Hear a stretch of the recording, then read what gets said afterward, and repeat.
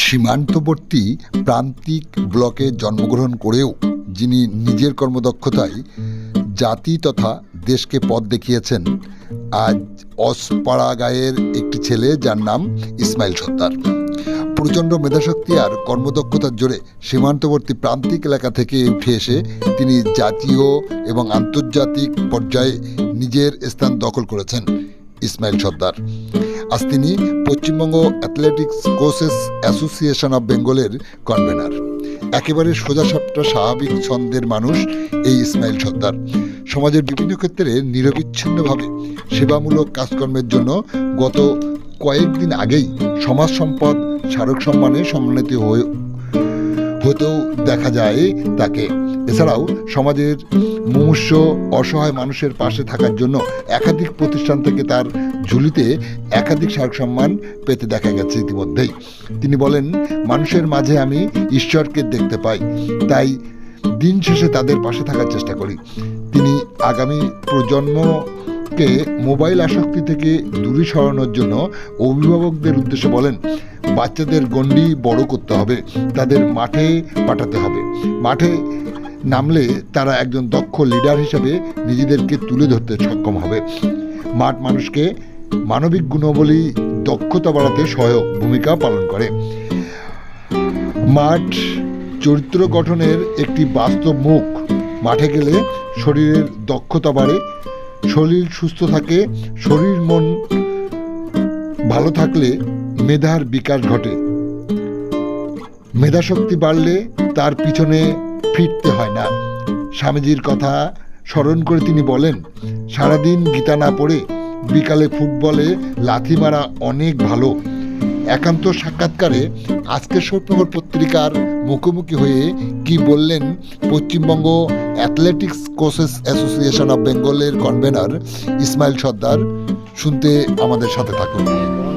যে অসহিষ্ণুতার পরিস্থিতি সৃষ্টি হচ্ছে পার্শ্ববর্তী দেশ থেকে শুরু করে সমসাময়িক সময়ের যে কোন্দল, শান্তি অবলুণ্ঠিত হচ্ছে, সম্প্রীতি বিনষ্ট হচ্ছে, সেখানে দাঁড়িয়ে আপনি একজন ক্রীড়াবিদ এবং বিশ্ব সমাজসেবী এবং সংগঠনের দায়িত্বে রয়েছেন এসসিএবি, সেখানে দাঁড়িয়ে আপনার কি বার্তা হবে? হচ্ছে আমি ক্রীড়াবিদ হিসেবে একটা কথাই বলতে চাই, আমরা যারা ভারতবাসী, সে মানে হিন্দু হোক, মুসলিম হোক, মানে জৈন হোক, খ্রিস্টান হোক, আপামর জনগণ ভারতবর্ষের আমরা সবাই ভাই। কিন্তু আজকের দিনে মানে দাঁড়িয়ে আমরা একটা জিনিস দেখছি, কিছু লোক, সে কি মানে হিন্দু, কি মুসলমান, কি মানে জৈন, এক শ্রেণীর মানুষ, তারা মানে ধর্মান্ধ মানুষ, তারা হচ্ছে সাধারণ মানুষের মানে ভাইতে কিন্তু বিভেদ বাদিয়ে দিয়ে নিজেরা কিন্তু ফায়দা মানে তোলার আপ্রাণ চেষ্টা করে। কিন্তু আমি বলতে চাই এখানে যে আমরা যারা সুবুদ্ধি সম্পন্ন মানুষ, আমরা যেন ওদের ওই খপ্পরে পা না দিই। কারণ আমি হিন্দু মুসলমান বুঝিনি, আমি বুঝি যে আমরা ঈশ্বরের সৃষ্টি, সবাই মানুষ, আমাদের বড় পরিচয় হচ্ছে আমরা ভারতবাসী। আজকে যদি আমরা ভাই যদি আমাদের একটা জিনিস বুঝতে হবে, আমার শরীরেও কিন্তু যে এরকম রক্ত, একটা হিন্দু শরীরেও সেই রক্ত, একটা খ্রিস্টানের শরীরেও সেই রক্ত।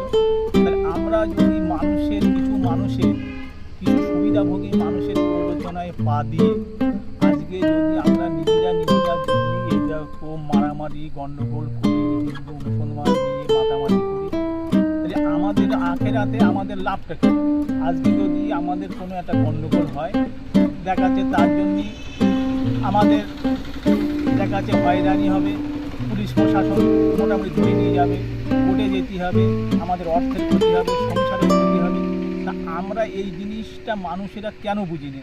আজকে আমাদের এই মোটামুটি ভারতবর্ষ নিয়ে বড় বড় মনীষীরা বড় বড় স্বপ্ন দেখেছিল, ভারতবর্ষের মানুষের জন্য তারা মঙ্গল চেয়েছিল। যেমন আমাদের বিদ্রোহী কবি মানে নজরুল ইসলাম যে কথা বলে গিয়েছিল, একদিন দুষ্টি কুসুম হিন্দু মুসলমান, মুসলিম তার নয়নমণি, হিন্দু তাহার প্রাণ।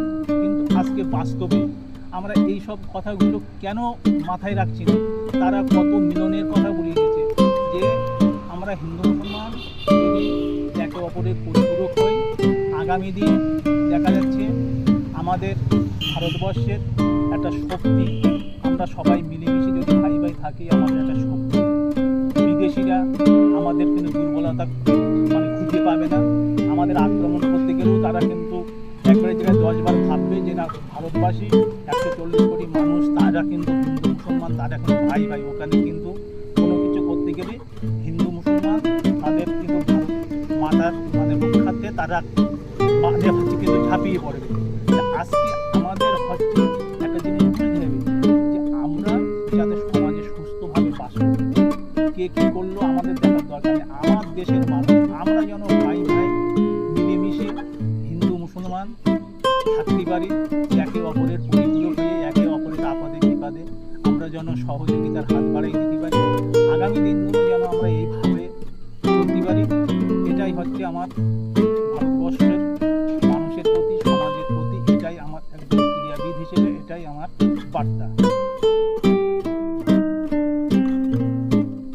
এই যে ধর্মের যে হানাহানি, এই যে নানা রকম মোটামুটি কসকসানি, এর মধ্যে দিয়ে একটা জিনিস মানে স্পষ্ট বেরিয়ে আসে যে আমরা দেখেছি এই সাম্প্রতিককালে যে মানে প্যারিস অলিম্পিক হয়ে গেল, এই প্যারিস অলিম্পিকে আমাদের ভারতবর্ষের অ্যাথলিট হচ্ছে নীরজ চোপড়া, আর ওদিকে পাকিস্তানের অ্যাথলিট, দুজনারই একই হচ্ছে ইভেন্টটা হচ্ছে কিন্তু মানে জ্যাভেলিন থ্রো। দুজনা কিন্তু খুব ভালো কিন্তু বন্ধু, পাকিস্তানের নাদিম আর ইন্ডিয়ার কিন্তু নীরজ চোপড়া। দেখা গেল যে প্যারিস অলিম্পিকে নীরজ চোপড়া নাদিমের খেলার জন্য একটা ভালো যে মানে হচ্ছে বর্ষা যেটা দিয়ে ছুটতে হয় ওদের যে ইভেন্ট, সেটা হচ্ছে কিন্তু জ্যাভেলিন থ্রো। এটারে আমরা কিন্তু মানে বলি বর্ষা ছোড়াই বলি। নাদিমের বর্ষাটা ভালো ছিল না, ভাঙাচুরো ছিল। সেইখানে নীরজ চোপড়া তার নিজের ভালো বর্ষা দিয়ে নাদিমকে ছুটতে বলে ভাই তুই এইটা নিয়ে ছোড়, আমার এই ভালো বর্ষা নিয়ে ছোড়। সে একবারও ভাবলো না যে এখানে 205টা দেশ পার্টিসিপেট করেছে, এখানে প্রত্যেকের কিন্তু সেরাটা কিন্তু নিংড়ে দেয়, প্রত্যেক সারা পৃথিবীর মধ্যে নিজেরে তুলে ধরতে চায়। সে ওসব কিছুই ভাবলো না, সে ভাবলো নাদিম আমার অন্তরঙ্গ বন্ধু, আমি বন্ধুর ভালোর জন্য এইটুকু কি হচ্ছে কি করতে পারবো না? সে কত বড় মনের। আজকে আমরা যে জাতপাত নিয়ে যে এই সমস্ত যে মানে করি, মাতামাতি করি, কিন্তু নীরজ চোপড়া আর এরকম নাদিম সারা পৃথিবীকে চোখে আঙুল দিয়ে একটা মোটামুটি হচ্ছে একটা সম্প্রীতির কিন্তু বার্তা তারা মানে হচ্ছে সারা পৃথিবীর সামনে কিন্তু একটা বিশাল কিন্তু দৃষ্টান্ত রেখে দিল। তার বর্ষা দিয়ে, নীরজের বর্ষা নাদিমকে ছুটতে দিয়েছে, নাদিম সেই বর্ষা দিয়ে ছুঁড়ে ওয়ার্ল্ড রেকর্ড করেছে, সে প্রথম হয়েছে। তার বন্ধু নাদিমের বন্ধু হচ্ছে নীরজ চোপড়া, সে সেকেন্ড হয়েছে। হবার পরে সবচেয়ে আরও মানে ভালো জিনিস যে ভারতের জাতীয় পতাকা নিয়ে নীরজ চোপড়া নাদিমকে ডাকছে, ভাই তুই এই আমার এই পতাকা তলে আয়। নাদিম কোনো কিছু দেখলো না, শুনলো না, বন্ধু ডেকেছে, বন্ধুর ডাকে সেই ভারতের পতাকা নিয়ে নাদিম আর নীরজ দুজনা সারা হচ্ছে স্টেডিয়াম চক্র দিচ্ছে, ভারতের পতাকা তলে রয়েছে কিন্তু নাদিম। তাহলে এখানে আজকে যে ভারতবর্ষের সবচেয়ে শত্রু হচ্ছে কে? পাকিস্তান। কিন্তু আমরা অলিম্পিকে কি দৃশ্য দেখলাম, সেখানে কি মনে হয় যে আমাদের এই হিন্দু মুসলমানের যে মোটামুটি বিভেদ, এটা কি সারা বিশ্বের কাছে একটা কিন্তু বিরাট বড় কিন্তু দৃষ্টান্ত। সেখানে সে কোনো জাত দেখলো না, পাত দেখলো না, সে শুধু দেখেছে মানুষ আমার শুধুমাত্র বন্ধু। বন্ধুর জন্য সে এতটা স্যাক্রিফাইস করলো। আমরা সমাজে যারা বাস করি, একটা মানুষ যদি একটা মানুষের টপকে যায়, আমাদের হিংসায় কিন্তু রাত্রি ঘুম হয় না। সে একটা সারা পৃথিবীর মধ্যে তার বন্ধুর ভালো চেয়েছে, তার বন্ধুর নিজের বর্ষাটা দিয়েছে যাতে বন্ধু ভালো করতে পারে। এর যদি বড় উদাহরণ আর কি হতে পারে। তারপরে জাতীয় পতাকা নিয়ে দুই বন্ধু ভারতবর্ষের পতাকা নিয়ে তারা স্টেডিয়ামে মোটামুটি চক্র দেওয়া। নীরজের মার কাছে সাংবাদিকরা গিয়ে কিন্তু জিজ্ঞাসা করেছে যে নাদিমের এই সাফল্যে আপনার মন্তব্য কি? নীরজের মা সেখানে অকপটে উত্তর দিয়েছে, নাদিম আমার ছেলে, নীরজ যেমন আমার ছেলে, নাদিম আমার সেরকম ছেলে। আমার দুই ছেলেই তো পৃথিবীর মোটামুটি সেরা হয়েছে, আমি খুবই খুশি। আবার এদিকে নাদিমের মার কাছে যখন সাংবাদিকরা মানে এর কথা জিজ্ঞাসা করছে, নীরজের কথা জিজ্ঞাসা করছে, নাদিমের মা বলছে নাদিম আর নীরজ আমার দুই কিন্তু বেটা, আমার দুই বেটা আজকে পৃথিবী জয় করেছে, আমি এতে ভীষণ খুশি। তাই আমরা মানুষ হয়ে সব কিছুর ঊর্ধ্বে আমরা মানুষ, আমাদের মধ্যে এই সমস্ত ভেদাভেদ যেন না থাকে। আজকে ভেদাভেদ থাকলে আমরা নিজেরাই কিন্তু অশান্তির আগুনে কিন্তু জ্বলব। আগামী দিন আমাদের মোটামুটি সমাজে আমরা ভালোভাবে কিন্তু বাস করতে পারবো না। যাতে আমরা সমাজে ভালোভাবে বাস করতে পারি, চলতে পারি ভাই ভাইয়ের মতন, দেশকে আগামী দিন কিন্তু সমৃদ্ধ করতে পারি, দেশকে আমরা যাতে এগিয়ে নিয়ে যেতে পারি, এইটুকুই হচ্ছে আমার বার্তা। আধুনিকগতভাবে সভ্যতার পা বাড়িয়ে আমরা এখন যে যুগে অবস্থান করছি সেটা হলো মোবাইল ছাড়া আমরা কোনো কিছুই ভাবতে পারি না। আমরা যেমন ভাবতে পারি না ঠিক ওই রকমই ছোট ছোট শিশুরা, কোমল মতো শিশু, যারা এখন খেতে গেলে মোবাইল লাগে, চলতে গেলে মোবাইল লাগে, ঘুমাতে গেলে মোবাইল লাগে। এই মোবাইল আসক্তি থেকে আগামী দিনে বাচ্চাদেরকে বের করে আনতে গিয়ে অভিভাবকদের উদ্দেশ্যে আপনি কী বলবেন? অভিভাবকদের উদ্দেশ্যে আমার একটাই বলা, যে শুধু কিন্তু স্কুলে পাঠাতে হবে না, ছেলেপিলিদের মানে দেখা যাচ্ছে ওরা যে হচ্ছে মোবাইলে হচ্ছে আসক্ত, সেইখান থেকে ওদেরকে বের করে আনতে গেলে পড়াশুনোর পাশাপাশি খেলাধুলোটা সমাজের প্রতি ভীষণভাবে ছড়িয়ে দেওয়ার দরকার। এতে গার্জিয়ানদেরও আরও বেশি করে বুঝতে হবে, অভিভাবকদের, যে মোবাইলে ছেলে মেয়ে যে 24 ঘন্টা দেখা যাচ্ছে সময় পেলেই তারা মোবাইল নিয়ে পড়ে থাকছে, তারা কিন্তু মানে দেখা যাচ্ছে চুরি হয়ে যাচ্ছে।